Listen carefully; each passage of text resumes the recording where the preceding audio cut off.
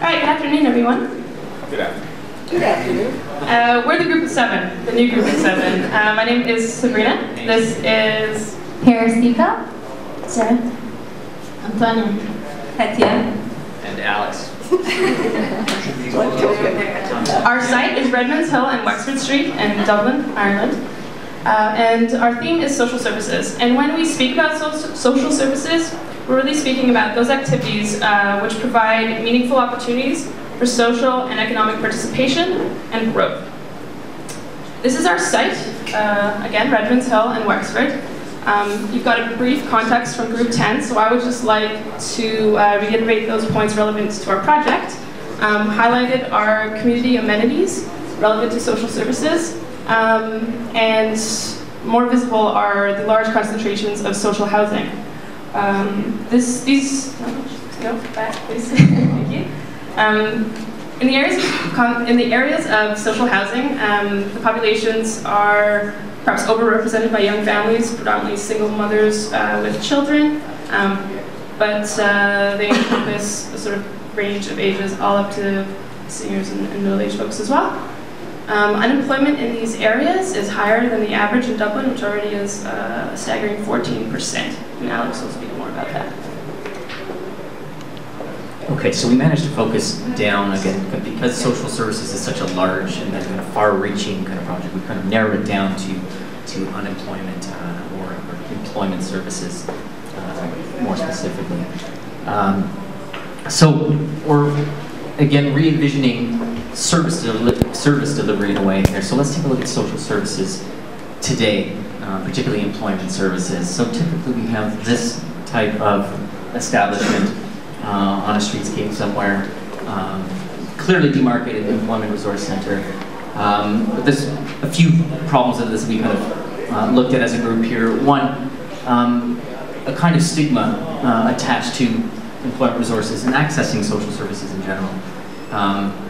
So again, as this kind of single-use kind of space, it has a stigmatizing kind of effect for anybody entering this space and using and accessing these kind of services.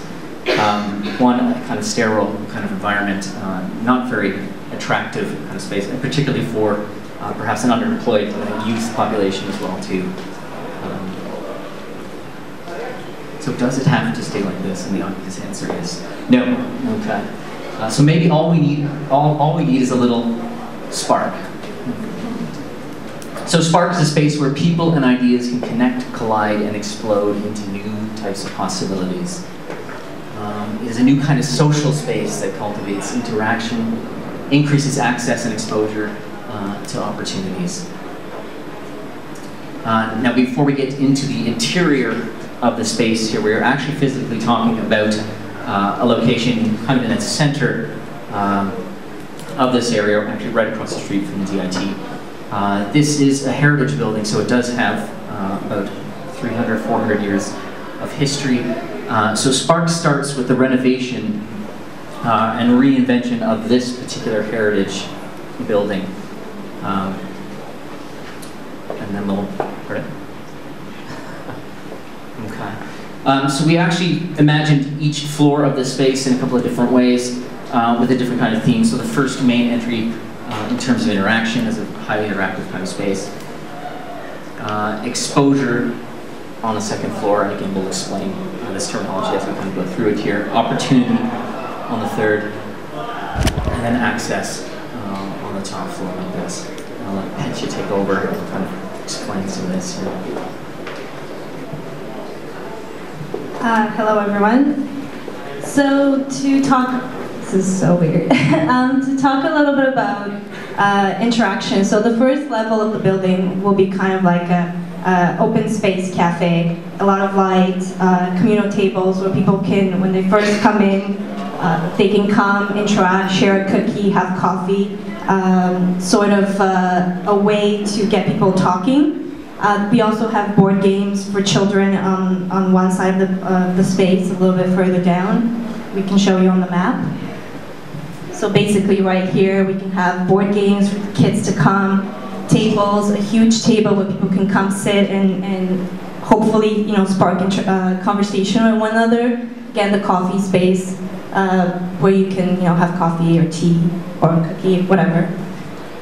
So the second level is we sort of organize it for the exposure center. It's basically an open space where you can have social events, spark sessions, workshops. You can also rent the space for any ideas that you might have that you think it would be useful for it.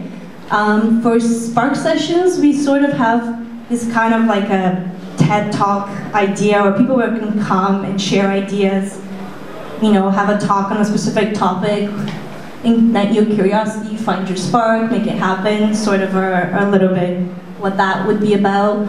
Workshops, getting started, resume writing, better job search, e-networking introduction, Skillshare. We can also have craft shows, housing matters, festival celebration, movie night. So it's really kind of like an open concept space that could be appropriated for different things. And the third level is sort of the opportunity space. It's basically where we have the Spark coaches, where you can book one-on-one sessions with them, talk about resume feedback, interview practice, referrals, support sessions. You can we also have kind of the programs that we're offering, which we're going to talk about later. A lot of them have something to do with our sponsors or connect people to other organizations and programs. Day in the life, internships, mentorships, small business help, and we also have bookable offices. Like if you want to talk to somebody or book a space and have a little meeting, that's also offered. And at the very top level, there will be like workspace library that includes not only workspaces but also the office equipment such as printer, scanner, copy, etc. In our sort of phasing, we'd like to call our first stage Ignite or Ignition. We would like to do, as briefly mentioned, engagement with the immediate community and neighborhood to really understand what they want in this space. So we don't necessarily want to impose all these workshops and training opportunities and things like that, but we would like to get a better understanding of the real users' needs and what they would like to see in a social opportunity space like Spark. Next, we have partnerships. Pictured here are some mostly national partners in Ireland that we hope to partner with. So we're not necessarily delivering all the workshops and writing the programming for things like training and facilitation and coaching and stuff, because a lot of programs already do this. We would just like to house it and connect them in a sort of new and more exciting way. So for instance, the FAS is the National Unemployment and Training Authority. And they unfortunately don't have an employment service office within the inner city. The closest one is in Bally, Vermont. Is that how you say it? Close. Which is quite a ways away from the heart of the city and the major pockets of social housing. There are EU structural funds that I think would lend themselves nicely to this sort of employment generating scheme, and programs such as Momentum, Focus Your Talent, which is mostly an online connection service that we would like to house and gain referrals from and also refer to.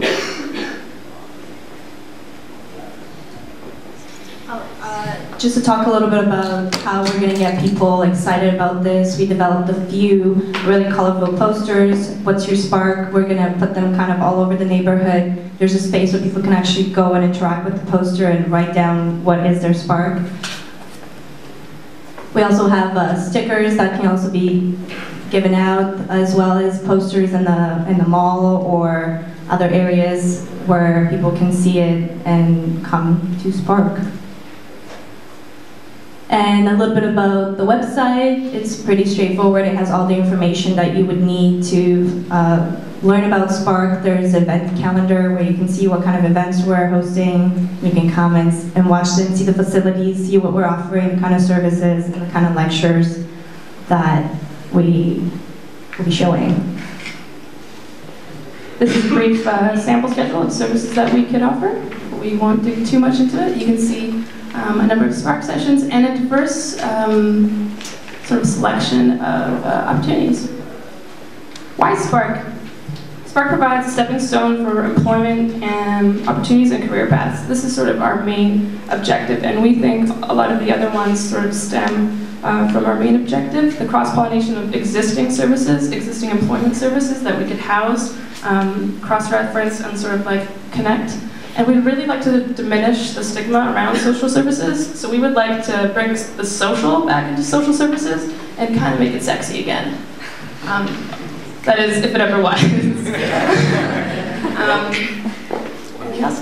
And lastly, we think that by placing it in a quite deliberate spot, 43 Angel Street, right across the street from a major social housing development, that we can revitalize the neighborhood. And I will continue speaking about that. So just with pretty small architectural interventions right across the street, some public realm architecture, as well as stripping down these quite impervious, like wrought iron gates that they have around social housing, we think that we can connect the spaces that's our building back there in quite in the physical sense and encourage spillover into the social housing complex. What's your spark? And